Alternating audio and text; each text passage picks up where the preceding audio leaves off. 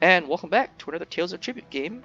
Opponent going first this time, and same opponent as last game in fact. Which is a bit unfortunate. I found that your rank doesn't increase if you fight the same player twice, which kinda sucks. Anyway, opponent picking Red Eagle and Sword and Sorcerer King Orgnum. Let's go with Pelin. Oh no, rather I pick sorry, I pick Alessia and Orgnum and he goes Pelin, so pretty heavy on the power right here. First pick is obviously Chainbreaker Sergeant, but my opponent may be unlucky. He may not be able to get it if he gets the Alessia agent. If he gets the Alessia agent, he won't be able to buy the Chainbreaker Captain, and I will pick it up for sure because that's the best card. That's why Alessia can really screw you sometimes if you're going first and you pick Alessia, because that thing can't be. It's basically a useless card at the start. Can't even be. Even if you got a power card. Yeah, even if you got a power card. In the old days, you can just power card, use the reach power, draw it to your 1 gold coin, and buy the 4 cost card. But things are very so now we're super favored. Not much to say about that. Our opponent should use the Alessia power next, probably. That would be quite annoying, but instead he uses that plus probably Treasury. We don't really have anything to do this turn, because we drew all our power cards. So let's work on a slightly better economy. We already have 1 Chainbreaker Sergeant. Let's start making things worse for our opponent. Yeah, and once again, we turn Fortify into gold. I think the Red Eagle combos are better than the Pelin combos. So now we have a pretty good economy. We got that Somerset sacking, which doesn't do anything. It just gives 1 prestige and 2, and then another prestige and a gold on the combo. That is not a good card, by the way. Double Treasury, I guess, is for my opponent, which is fine. I think I'm just gonna go straight for the. Actually, I got a lot of gold this turn. What can I afford? Let's have a look. Okay, that was a bit premature. Wait, wait. Was that really correct? That was, I feel like we could have afforded something way more expensive. 4 gold plus.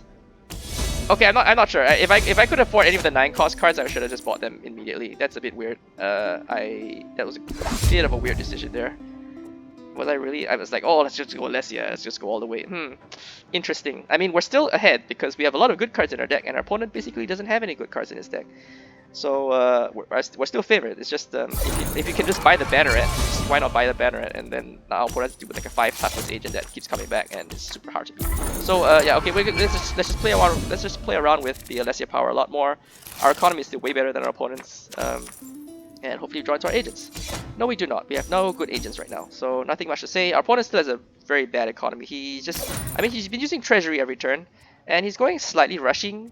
But I think even if he rushes, yeah, it's gonna be a little bit tricky to beat all these Alessian stuff. So let's see where we go from here. I would have liked to draw maybe an agent or something, but whatever. Not in the cards today. Just shuffle more Chainbreakers. So we got like 2 Chainbreakers, 2 soldiers in our deck. That's fine. Still haven't drawn our Chainbreakers. It's all soldiers right now, which is unfortunate. 7 gold.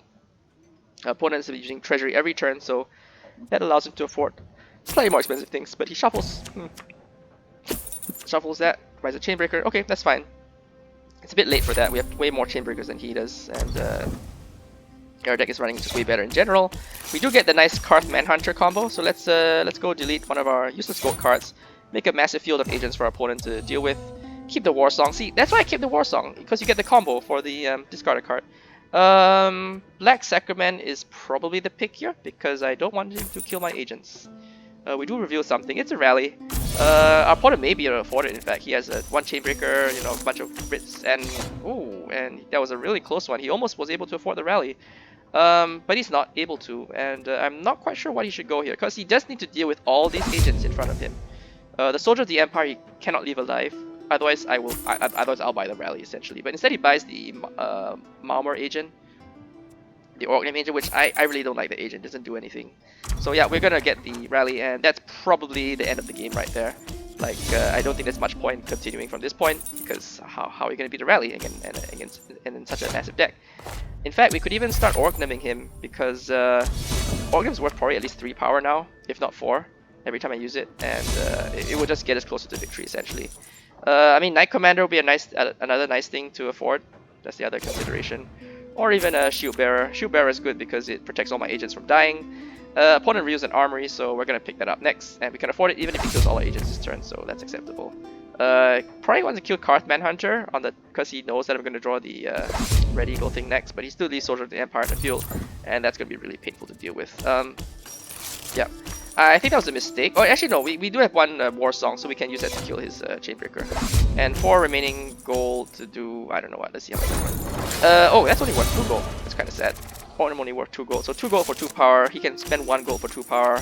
That lets him kill our agents, but we're super lucky we draw our combo there. So that's acceptable. That's more than acceptable. Pelin, it's so rare to get that combo going. But yeah, lots and lots of power. He manages to finally kill all our agents, but our agents have already done the damage is already done. Our agents have done so much work. We can pick up the Priestess of the 8 to draw into our combos better. He does have a big fat board, which is kind of annoying actually. And we can either rid of coin or use Ognum.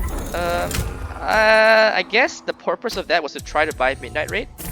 But if I looked at the top of my deck, I suspect I don't have that many 2 gold producing cards. 1, 2, yeah, it was a bit of a gamble. More likely than not, I would not have been able for the Midnight Rally, even if I used the Reach power. One other consideration is that it brings us slightly closer to Patron Victory. So that's another alternative thought process there. If we ever reveal a Tide, we can go Orgnum into Pelin, and that wins us the game on the spot. Which would be a nice way to rush this game a bit faster, because right now our opponent has to fight against our deck, which is not hard, which is not easy.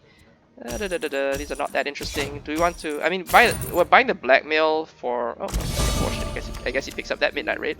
He has quite a big deck now, so he could go Orgnum against us, and that is something to worry about. He does get one nice prestige combo, but the thing about making prestige is that it doesn't produce that much power. He does have enough to kill our Chainbreaker Captain, so probably Chainbreaker Captain, kill it, and buys a Midnight Raid. That's probably the correct play. I don't know. We nevertheless, I mean, we can at this point we can almost start pressing Orgnum every turn. He only generates 2 power with that, so that's also not too great for him. So yeah, let's Orgnum him back.